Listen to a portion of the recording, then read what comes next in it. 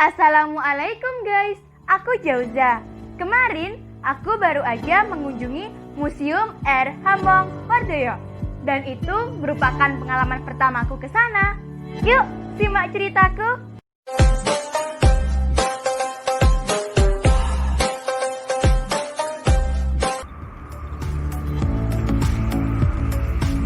Hai guys, sekarang aku lagi di Museum R. Hamengwardoyo.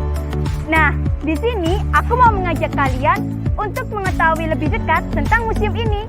Ya, ikuti aku. Museum R. Hamengwardoyo merupakan satu-satunya museum yang ada di Boyolali loh. Museum yang terletak di Jalan Raya Boyolali Solo, kilometer 2, Tegalwire, Kecamatan Mojosongo ini dapat ditempuh dengan menggunakan kendaraan umum, kendaraan pribadi maupun taksi online. Nah, mudah kan?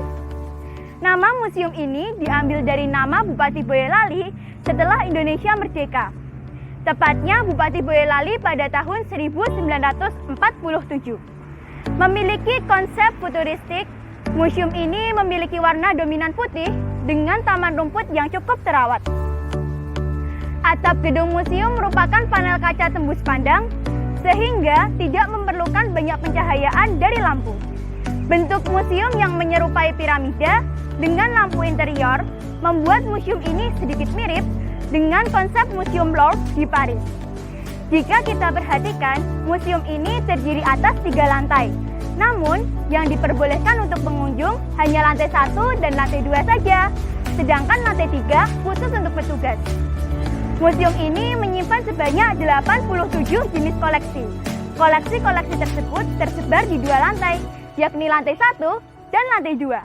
Yuk masuk. Nah, sekarang kita sedang berada di lantai 1 teman-teman.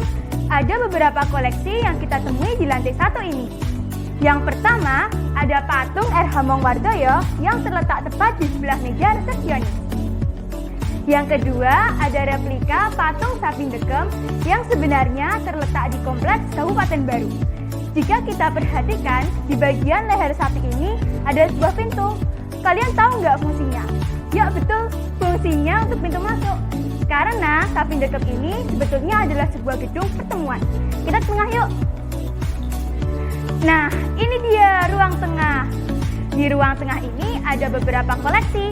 Salah satunya yaitu replika patung Arjuna Wijaya yang terletak di Simpang 5. Di patung ini terlihat ada 2 orang yang sedang menaiki kereta kuda, yakni Arjuna yang sedang memanah dan seorang yang sedang menaiki kereta kuda dengan membawa cangkuk. Kita ke arca yuk.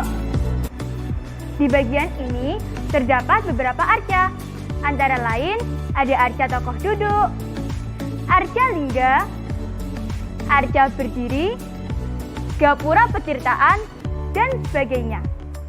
Oke, kita lanjut koleksi berikutnya ya. Di lorong ini juga terdapat replika loh teman-teman. Replika yang terdapat di lorong ini adalah replika monumen susu tumpah. Ini menunjukkan bahwa Boyolali sebagai kota penghasil susu sapi. Kita lanjut ya. Di lorong yang sama terdapat juga diorama. Di sini ada diorama perjuangan pahlawan Profesor Dr. Soeharto, diorama upacara adat sedekah Gunung Merapi, dan ini ada diorama asal-usul Kabupaten Boyolali. Menurut legenda, Ki Ageng Pandan Arang yang pada saat itu menjabat sebagai Bupati Semarang diutus oleh Sunan Kalijaga untuk menyebarkan agama Islam di wilayah Klaten. Dalam perjalanannya menuju Tembayat, beliau mendahului anak dan istrinya. Semakin jauh perjalanannya, semakin tertinggallah anak dan istrinya.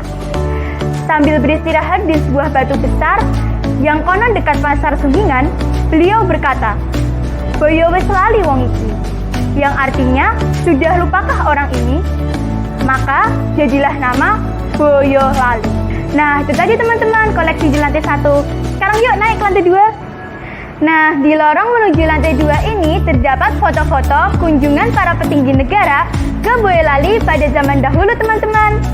Coba deh kalian perhatikan foto ini. Dahulunya Boyolali sudah memiliki tram kuda loh.